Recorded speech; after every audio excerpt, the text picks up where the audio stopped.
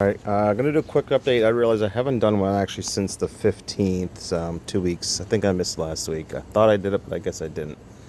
Had to clean up yesterday. The yard kind of got to be a bit of a mess, so I moved some things. Yeah, I have to do this is the onions, the candy onions. I think I gave them too much blood meal, too much fertilizer, and they kind of split, and they're not gonna bulb up. So I just need to harvest them. They kind of look like more like leeks now, just long, slender kind of things, but I can dehydrate them, the bottoms of them, make some onion powder with them. That's what's going to happen with those. A lot of the sunchokes just died. I don't know why. I don't know if it was a watering issue or whatever. It just seems to happen. Same thing happened last year. Half of them just dried up and shriveled. But then you get other ones like this. You see how, I mean, they're good 10, 12 foot tall. This one would be taller, but you see it's kind of leaning. One of them has a bungee cord in it. I think it's, yeah, I think it is this. I think it is this one. This one coming up here. Basil. Some of the basil's starting to flower, getting ready. You can kind of see, like that one, especially this one. Yep, that one's flowering, as you see. Beans. There's probably beans in here, green beans, but it's kind of an afterthought. I haven't really staked them up or taken care of them properly, so I don't know how much I'll get out of them. Here's some more of the basil that I never got on to planting. Beets. Detroit Supreme, I think these are. They're not going to be huge, but it'll be a little meal. More the sweet basil. This is all lemon drop. Some random potatoes I just had left there because they were so small. The Italian red of Florence here. Let me get rid of this. There. Yeah, see that one? The onion. I don't know how much you can see that, but it is bulbing up a little. Some of them are. You especially can see them over here. Get that weed out of the way. There. They are bulbing up a little bit, so kind of like little shallots. The Bush Early Girl tomatoes, I've had to stake them several times. They are getting lots of fruits on them. I'm actually getting a lot of smaller fruits too. They are really starting to, now that the major heat waves have passed, it's not dropping as many blossoms. I figured that's what it was. It was just the heat. When it gets over 90 plus, those heat waves, a lot of the blossoms drop. But you see, there's all kind of extra fruits forming now, even way up here. But there are a couple ripening ones. I don't think there's just the one back here. I don't think there's any on this one. Yeah, not on the main 3 plants here that are doing the best, but there's one of them over here starting to ripen. And this one doesn't have as many. It's in the smallest pot, so it makes sense it is doing not as good as the other ones that were in those huge pots. But you see there's some more smaller fruits starting.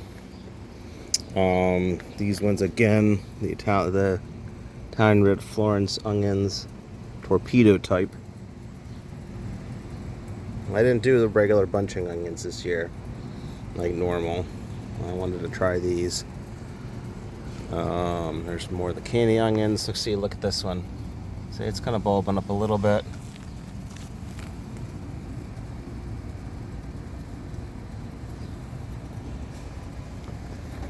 And this one you can kind of see. Yeah, little balls. I think it'd be golf ball size. That would be nice. Or the lovage, yeah, every year. I don't know why I got it. I like the idea of it, but I never come in here and use it. I just have left all this. Well, there's some weed in there too, but that bindweed. But I would like to. Like I said, I've let the seed heads be there for pollinators. I do have to get some. I'm gonna harvest some more of the primocane. This is the primocane crop. These were from the new canes this year. There's some there. I'm gonna harvest these in a minute.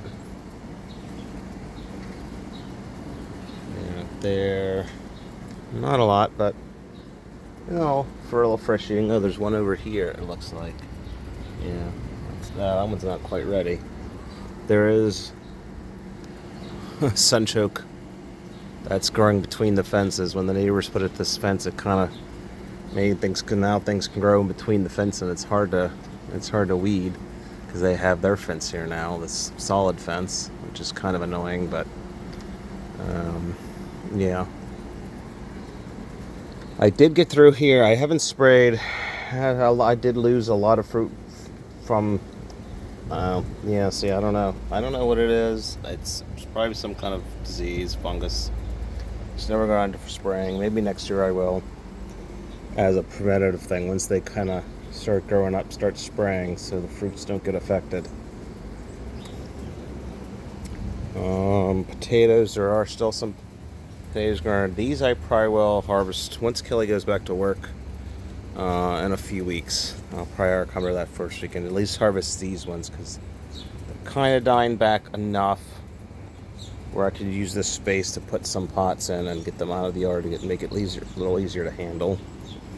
And this is a bed of potatoes. These ones are kind of dying out too. So I'll be harvesting these guys soon. This is the one tomato I got in the ground because I just had nowhere to put it. It's got a few fruit on it, not a lot, not as many as the other ones, which surprised me. Yep. There's some more potato flowers. And they say you should take those off to divert energy back to bulking up the tubers. So do that. This is the potato that has been growing in my compost tumbler. Surprisingly healthy.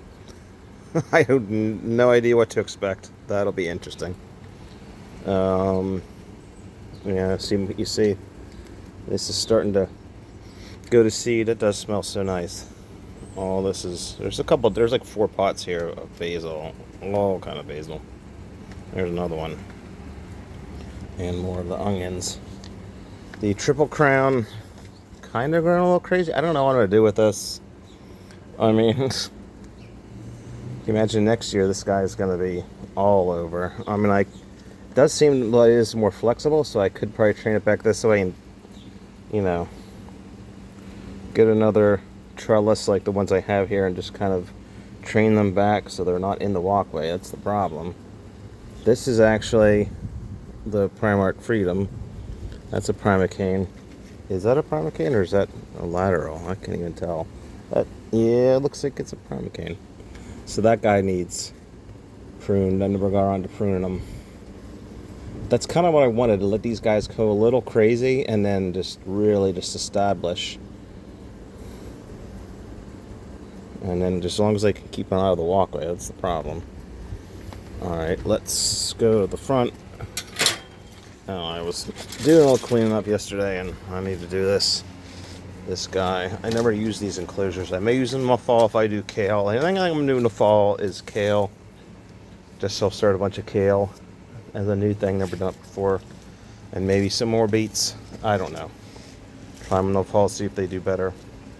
Side yard potatoes.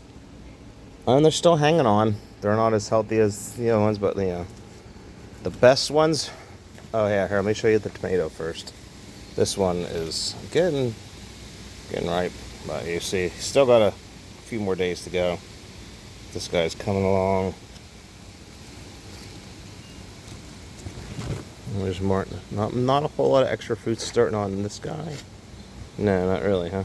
Yeah, it's just this cluster here, that cluster there, and then this cluster here. I don't really see any other fruit. All the other blossoms are dropped, it looks like. Triple Crown in a pot. I don't know what I'm going to do with this. I really don't know. It's growing a little crazy. There's one of its canes there. I tip pruned this, and you see that happened. It only seen about one lateral, which I don't know what the point of that was. The sunchokes that I've been using for mulch. See, I need to do that. This is, quick Do the salvias, the echinacea. The roses are kind of coming back. They've been looking nice. And then these guys, these potatoes have been doing the best. You see, these are by far the healthiest. You have some areas where they're dying off a little bit, but I mean, still pretty healthy. So I won't let. They're nowhere near. They are nowhere near being harvested. You know, hopefully not even until September. You know, I mean, they can go up till frost. So if they keep going, I'll let them go. As long as they stay healthy, they're staying here. My tea plant finally is actually starting to grow a little bit. For months and months, it looked like it was doing nothing. I should prune off those dead leaves there. But you see, it's getting a little bit of growth there. It's a little taller than it was. This is that blanket flower, or Gaillardia, I think the name is. It's kind of an interesting flower.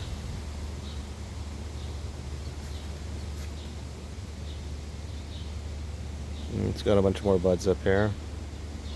Yeah. Just a quick thing, I still, as you see, I'm not doing anything with the strawberries. They're still kind of growing wild. Hopefully, when Kelly is back to work, I will, in a couple weeks, I will remove some of the grass here and let the strawberries climb up the yard a little bit more. May as well, right? I mean, that's probably the most thing I'll do. I may go through and cut some of the dead stuff, or some of the, I may cut them back. I most likely won't, but I will go out here and weed whack this flat, maybe roof some of the dirt, just so the strawberries then can start growing up the yard a little bit. A while back I did cut down I really need to just get this out once it dries out a little, chop it up a little so it looks a little nicer, not just really laying here. Here's somewhere that bindweed. Yeah. That's annoying. Yeah, the lavender. Still coming. I could harvest some of this, but I really should take some of this and see if I can take a cutting of this, because it's just annoying having it coming up the steps like this. It's not in a good spot. See how it's blocking the steps. And I did some of the one on this side, because I do hope to take the daffodils out here, but who knows if that's going to happen. Probably won't. I would like to, but probably won't. Hopefully I will, but probably not. And yeah. Oh yeah, and then the marigolds up there are finally starting to really bloom nice. They're kind of taking over, adding a little bit of color up there. Yeah. And then I should get the indoor flowers here. Indoor plants. Kelly's plants. The rubber Ficus elastica. Doing very, very good. It's grown since she's brought it home over the summer. Yesterday we divided some of the aloe. It was a one big clump, and we separated it into 1, 2, 3, 4 plants from one.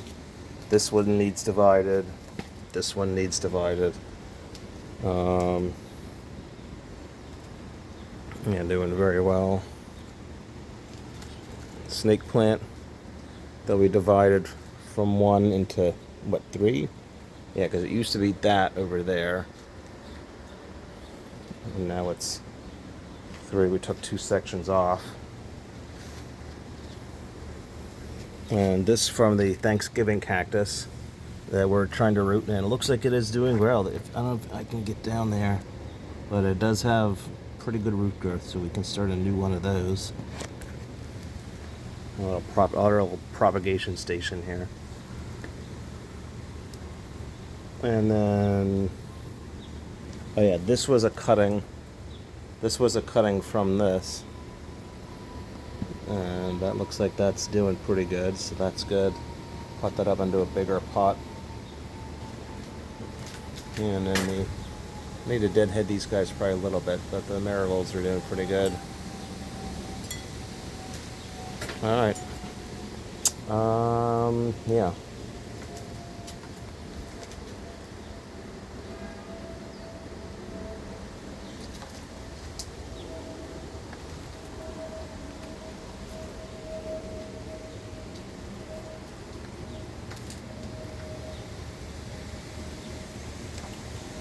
Yeah, the Thanksgiving cactus. So yeah, Kelly's it's bloomed 2, 3 years in a row now. Um, he said, and this cutting took very well. So all right, peace.